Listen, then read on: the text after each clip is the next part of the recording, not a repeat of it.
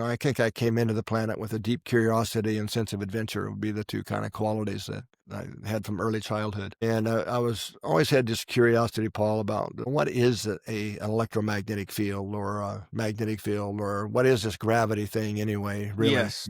And, professors and stuff would always, well, here's the formula. No, I got that describes its behavior. I'm asking you, what is it? Yes. And I'll go away. I'm famous for getting in trouble for asking those questions. Yeah, well, me too. But, because nobody really knew. We still don't really know the answer to some of those things. Yeah, I agree. And then I ran across a book. I'm still in my early 20s at this point. And ran across a book in the University of Nebraska bookstore that was talking about consciousness and some of these things I'd never heard of at this point. And started to say, this makes sense. And there was, which led me to studying radionics and some of this type of thing. And started to get into some of the deeper, at least perspectives on what these things could be. So I loaded up my toolboxes, and I could get a job anywhere in the world at this point. Yeah. And I moved to California to get a degree in consciousness studies. So it was kind of a university here in this area, the Santa Cruz Mountains. And so I did that thing. And then through that and some friends I met there, and some kind of the people there ended up knew nothing about business at this point, but had to learn it and helped start a company that introduced spirulina to the world. Interesting. I mean, the first company, which was, pretty crazy. And so we built that up. There were two companies that were started. One was a multi-level, and one was through health food stores. And I ran the company through health food stores. And the 1982, I guess it was, National Enquirer did a front page story on spirulina. Neat. Doctors praise safe new diet pill. Lose weight and never be hungry again was the headline, big block letters. And I mean, we were doing all right. I mean, you'd taken this from nothing to probably maybe 150,000 a month in sales through That's great. Distribution. In the next 2 to 3 week period, I wrote a little over $20 million of sales for spirulina. I don't doubt it with that headline. It was crazy. I mean, that's a whole other sub story, but not relevant.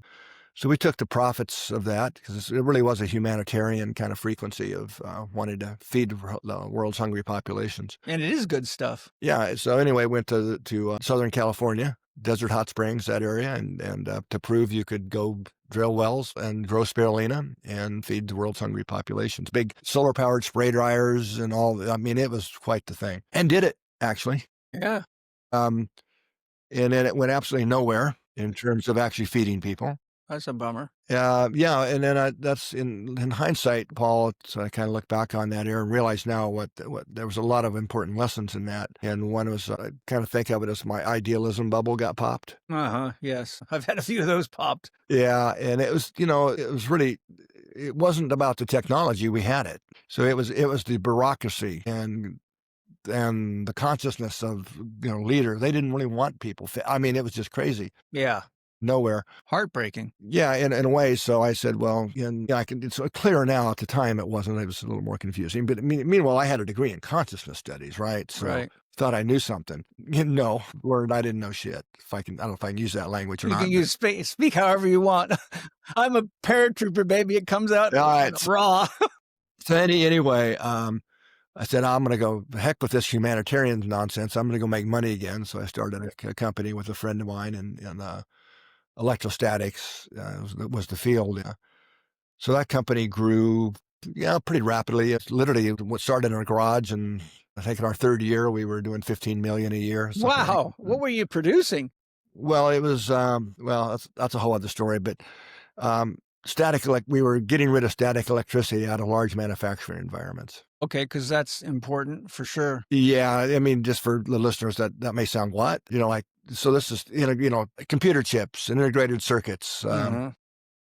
Just to give you an example, when we shake hands or touch a doorknob and we feel that static shock, it's about 3,500 volts for the human threshold to feel that. Right. And it only takes about 50 volts to blow up a computer chip. Right. And it also can disrupt the calibration on electrical instruments, can it? There's all kinds of reasons. I mean, our company ended up dealing with printing presses, all kinds. It's a big problem all over the place. We even developed a system for the lotto balls, where all the balls get blown around. Well, they get static and they stick together, so they're not green. So we were doing stuff for, all kinds of crazy places I ended up being at, in very high-tech labs where the static is a problem. It's quite a genius idea. I got to say almost namaste to from you, Roland, because that's, good inventions are not easy to come up with. Yeah. So, but anyway, that was a really fun era. Don't get me wrong. I mean, we had offices in Hong Kong and Singapore, and where a lot of disc manufacturing was going on. Seagate and Intel were all big customers of ours, and so on. But a few years into that, and that was in Palm Springs, is where we ended up having our main office in manufacturing. I now can look back and say my own heart was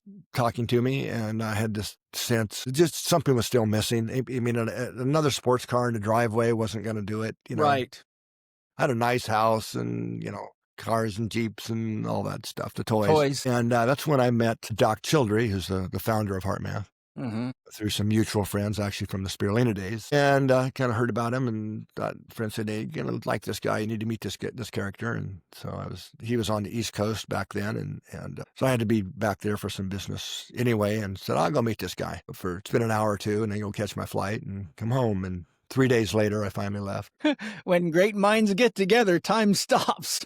I know this is a very long-winded story, probably too long for... No, it's great. I think it's beautiful developmental story, not only of the path of your soul, but the steps that led you to having the depth of wisdom and the skills to do what you ultimately have been doing with HeartMath. So I think it's great to hear. So it was in that meeting, that first few days with Doc and Doc Childry, and then, of course, many afterwards. I got to really kind of discover what the heart was really about experientially. And don't ask me to explain that, because it's impossible to explain an inner experience to someone that right. hasn't. So I'm hip. But anyway, during that was kind of elevated with his facilitation into another state of consciousness, and was able to connect with my larger self, and kind of get clear on some very early childhood memories and things and experiences I'd had that confirmed some things then that I'm kind of where I'm from and what I'm here to do and that kind of thing. It sounds to me like he did this through some kind of a process or transmission with you. Yeah, you could probably say transmission, and that helped. So he's a pretty tapped in man then. He's a pretty tapped in guy. So long story short, after that, I brought some of what, meanwhile, I thought I knew about the heart, right? I mean, after all, I've studied consciousness, and everybody talks about the heart, but it's still the mind thinking it knows what the heart is, but yes, it doesn't have a clue. And that's another one of those things lessons I learned. So even from just that and that experience and trying to play with that in my life, I made more personal progress and growth in 3 months thereabouts that I had in all the years of meditation. And, and I meditated pretty religiously. I can't say I was very good at it, but I was, sincere about it, and at the same time, I could have a great meditation, fly around the universe, whip energy through the chakras and all that stuff. Before I even got to work, be pissed off and impatient and frustrated because of the traffic jams and walk in the door and employee issues. Some say did that to who and blah, blah, blah. I'm still working on that myself. But anyway, by tuning in and really following my own inner guidance, own intuition, I sold that company basically to the employees to get out quick for really a small fraction of what it was really worth, and moved to back to Boulder Creek, actually, this area, and helped Doc and some others that found the HeartMath Institute. So that's been quite a while now. How many years have you been there at HeartMath? I moved back up here and started this journey in 1987. Right, yeah. I got out of the Army in 86, so I have a sense that was how long that's been. Well, how would you say all this result, what would you describe as the spiritual philosophy that these practices and working with the heart and the breakthroughs that you had have shaped in you now? I would imagine that your intellectual concept of the heart went through an obvious transformation as you've described. So how did your thoughts, feelings, and beliefs or ideas of spirituality or religion or God go through a transformation, and where does that leave you today? Yeah, well, it's definitely been a series of transformations, and probably you get to be my age, I'm sure a lot of people can say we're very different now than we were even a year ago in some ways, because it speeds up in a certain way. Let me dial back then. This is something else I think maybe once I talked about publicly a few years ago, not a lot, to my earliest childhood memory. It's relevant to your question. Excellent. If you think back to what's the first memory that you have as a small child that you can remember, mine's pretty vivid.